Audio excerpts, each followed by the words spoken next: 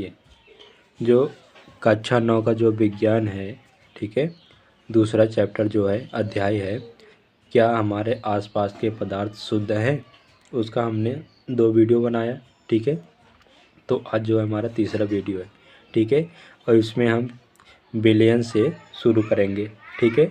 देखिए, ठीक, देखिए आज हम विलयन से ही शुरू करेंगे। तो विलयन का परिभाषा क्या होता है? 2 या 2 से अधिक पदार्थों द्वारा बने समांगी मिश्रण को विलयन कहते हैं।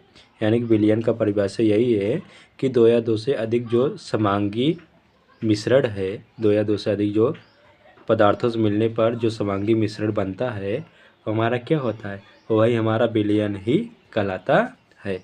अब देखिए उदाहरण में, जैसे शरबत हो गया, शरबत हमारा क्या है? विलयन है, लेकिन यह समांगी मिश्रण है, ठीक है। नींबू पानी का जो विलयन है वो क्या है? वो भी हमारा समांगी मिश्रण है, इसलिए हम इसे क्या कह सकते हैं? विलयन कह सकते हैं, ठीक है।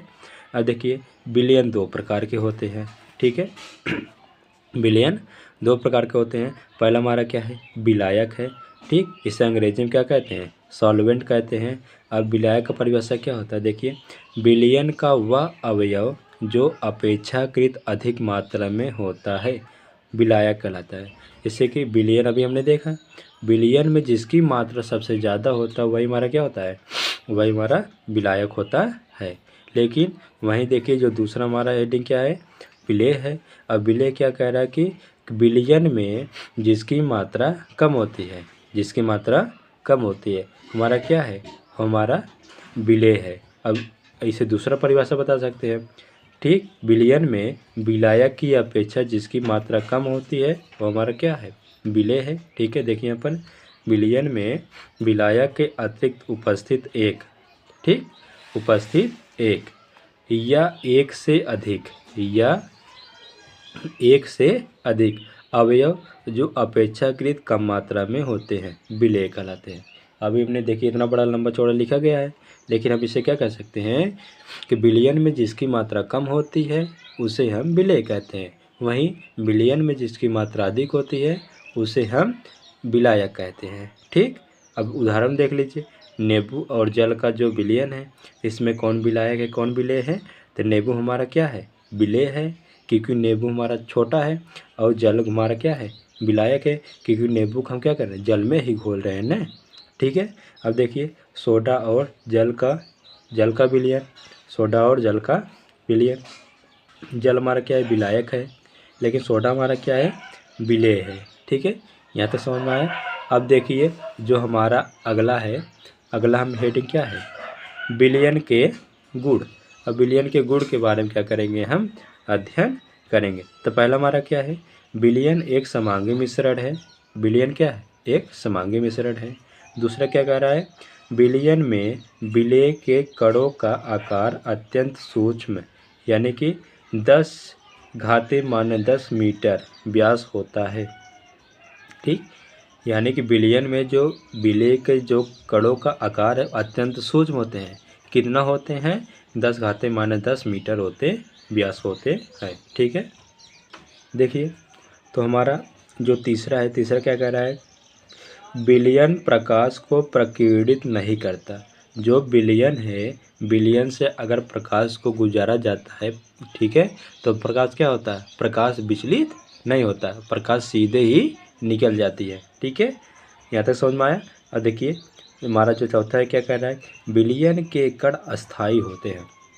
विलयन के कण अस्थायी होते हैं, यानी कि गतिमान नहीं होते हैं। तो समझ में आया यहाँ तक। अब देखिए, अगला हमारा क्या है हेडिंग? विलयन के प्रकार। अभी हमने विलयन का प्रकार देखा था, विलयन 2 प्रकार के होते हैं, विलेय और विलायक। लेकिन यहाँ पर जो विलयन का प्रकार है वह किसी न किसी के आधार पर देखा गया है। तो देखिए, जैसे यहाँ पर पहला है, विलेय तथा विलायक की भौतिक प्रावस्था के आधार पर 9 प्रकार के विलयन बनाए जा सकते हैं। कह रहा है कि जो विलेय है और विलायक है, इसकी भौतिक प्रावस्था के आधार पर 9 प्रकार के होते हैं, ठीक। तो पहला हमारा क्या है? पहला हमारा है ठोस का ठोस में मिश्रण। यानी कोई ठोस पदार्थ है, अगर उसे ठोस में ही मिश्रण किया जाए तो क्या कहलाएगा? ठोस का ठोस में मिश्रण ही कहलाएगा। उदाहरण जैसे देखिए पीतल है, ठीक है, अर्थात पीतल में क्या क्या मिलाया गया है, जस्ता मिलाया गया है और कॉपर मिलाया गया है। जस्ता कितना है हमारा 20% है और कॉपर कितना है 50% है, ठीक है। तो आगे चलते हैं। देखिए अब हमारा दूसरा क्या है, ठोस का द्रव में विलयन। तो कोई ठोस पदार्थ है जिसे हम द्रव में क्या कर रहे हैं, विलय कर रहे हैं, ठीक है, द्रव में मिला रहे हैं, तो विलयन क्या कहलाएगा, ठोस का द्रव में विलयन ही कहलाएगा। तो इसमें देखिए उदाहरण में क्या है, नमक का जल में विलयन। नमक हमारा ठोस अवस्था में होता है और ऐसे हम क्या करेंगे, जल हमारा द्रव होता है, तो ठोस को जब जल में द्रव में मिलाएंगे तो हमारा क्या होगा, वह विलयन ठोस का द्रव में विलयन ही कहलाएगा। यहाँ तक समझ में आया। चीनी का जल में विलयन, इसी प्रकार से चीनी हमारा ठोस होता है और जल हमारा द्रव होता है, चीनी ठोस और द्रव का विलयन। ठीक, समझ में आया नहीं बात। अब देखिए तीसरा हमारा क्या है, तीसरा है ठोस का गैस में विलयन। ठोस का गैस में विलयन, इस बार कोई ठोस पदार्थ है उसे हम किस में मिला रहे हैं, गैस में मिला रहे हैं। अगर गैस में मिला रहे हैं जो बनेगा, ठीक, जो विलयन बनेगा वह ठोस का गैस में विलयन ही कहलाएगा। जैसे देखिए धुआं, धुआं हमारा क्या है, ठोस, ठोस हम किस में मिला रहे हैं, गैस में मिला रहे हैं। ठीक, यहाँ तक समझ में आया। अब देखिए जो अगला हमारा क्या है, जैसे कि हमारा चौथा क्या है, द्रव का ठोस में विलयन। इस बार हम क्या कर रहे हैं, जो द्रव है उससे हम ठोस में, पहले द्रव को ठोस में, ठीक है, मिला रहे हैं। ठीक, तो जैसे जेली होता है, जेली प्राप्त किया जाता है। जिस जेली हमारा किससे बनता है, द्रव और ठोस से मिलके बनता है। ठीक, अब देखिए यहाँ पर जो पांचवा है, पांचवा क्या है, द्रव का द्रव में विलयन। ठीक, द्रव का द्रव में विलयन। अब इसका क्या अर्थ है कि अगर कोई द्रव में पदार्थ है उसे द्रव में ही मिला रहे हैं तो वह विलयन क्या कहलाएगा, द्रव का द्रव में विलयन ही कहलाएगा। जैसे देखिए मदिरा, मदिरा जिसे आप शराब कहते हैं, ठीक है, एल्कोहल। अब देखिए इसमें जो एल्कोहल है उससे हम कैसे मिलाते हैं, जल में मिलाते हैं कि नहीं मिलाते हैं, तो एल्कोहल और जल का क्या हो जाएगा, विलयन निकल के आएगा। ठीक है, तो देखिए हमारा छठवां है, क्या है, द्रव का गैस में विलयन। यदि कोई पदार्थ जो द्रव अवस्था में है, ठीक है, उसे हम किस में मिला रहे हैं, गैस में मिला रहे हैं, तो वह विलयन क्या कहलाएगा, द्रव का गैस में विलयन ही कहलाएगा। जैसे उदाहरण देखिए वायु, और वायु में क्या है, जैसे जल वाष्प है, ठीक है, जल वाष्प, वायु में जल वाष्प। जैसे ऑक्सीजन है, ऑक्सीजन हमारा क्या उपस्थित है, जल वाष्प उपस्थित है। ठीक, ऑक्सीजन हमारा गैस है और जलवाष्प हमारा क्या है, हमारा द्रव है, और गैस ऑक्सीजन और जलवाष्प क्या कर रहे हैं, मिला रहे हैं। ठीक, समझ में आया तो नहीं बात। अब देखिए जो हमारा सातवां है, क्या कर रहा है, गैस का ठोस में विलयन। अब गैस से शुरू हो गया है, ठीक है, अब तक द्रव था, अब गैस का ठोस में विलयन। अब उदाहरण देख लीजिए, हाइड्रोजन गैस तथा पैलेडियम धातु का समांगी मिश्रण होता है।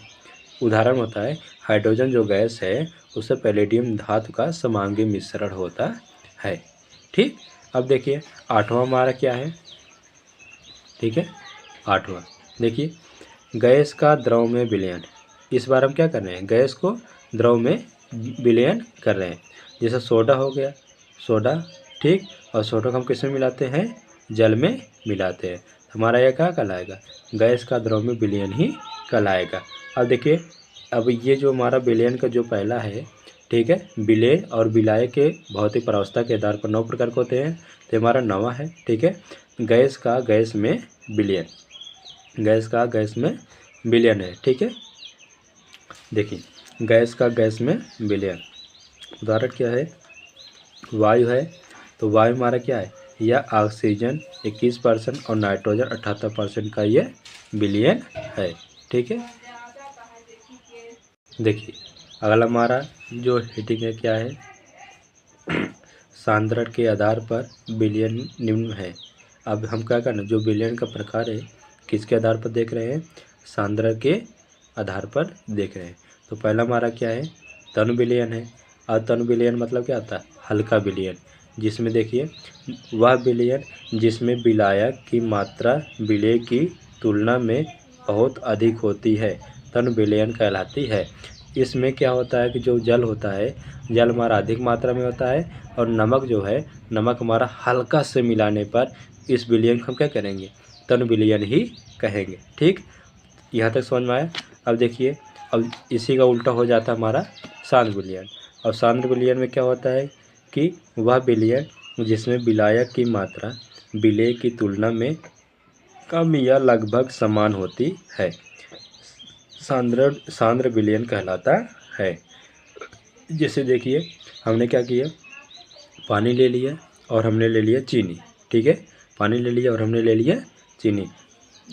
पानी में चीनी को इस तरह से मिला दे, ठीक है, वो मीठा हो जाए लेकिन अधिक विलयन से, यानी कि जो विलेय है विलेय से अधिक मात्रा में ना हो। ठीक, तो इस प्रकार के विलयन को हम क्या कहेंगे, सांद्र विलयन ही कहेंगे। इसमें विलेय की मात्रा क्या होती है, हल्का सी अधिक होती है। ठीक है, यहाँ तक समझ में आया।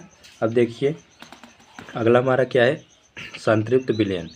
अब संतृप्त विलयन क्या होता है, जैसे वह विलयन जिसमें स्थिर ताप पर और अधिक विलेय नहीं घोला जा सके, संतृप्त विलयन कहलाता है।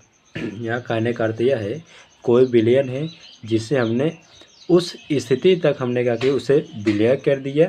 ठीक, जो विलेय की मात्रा है उस स्थिति तक हमने क्या किया, घोल दिया। ठीक, जहाँ पर वह क्या हो जाए, स्थिर ताप हो जाए। ठीक, वहाँ पर कोई ताप ना दिया जाए। ठीक, तो वह विलयन हमारा क्या कहलाएगा, संतृप्त विलयन ही कहलाएगा।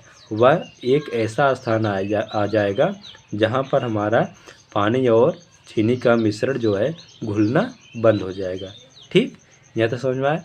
तो चलते हैं नेक्स्ट हेडिंग पर। ठीक है, देखिए नोट्स करके कुछ लिखा गया है, देखिए पहले इसे ध्यान से पढ़ लेते हैं। किसी निश्चित ताप पर संतृप्त विलयन में घुलित विलेय की मात्रा उसकी विलेयता या घुलनशीलता कहलाती है। यानी कि जो संतृप्त विलयन अभी हमने देखा था, ठीक, उसी के आधार पर जो नोट दिया गया है, क्या दिया गया है कि जो विलेय है, ठीक है, विलेय है वह निश्चित ताप पर संतृप्त विलयन में घुलित होता है। संतृप्त विलयन में क्या होता है, घुलित होता है। विलेय की मात्रा उसकी विलेयता या घुलनशीलता कहलाती है। वह जो विलायक है, विलायक जो विलेय हमने घोला है उसकी जो मात्रा क्या है, विलेयता या घुलनशीलता कहलाती है।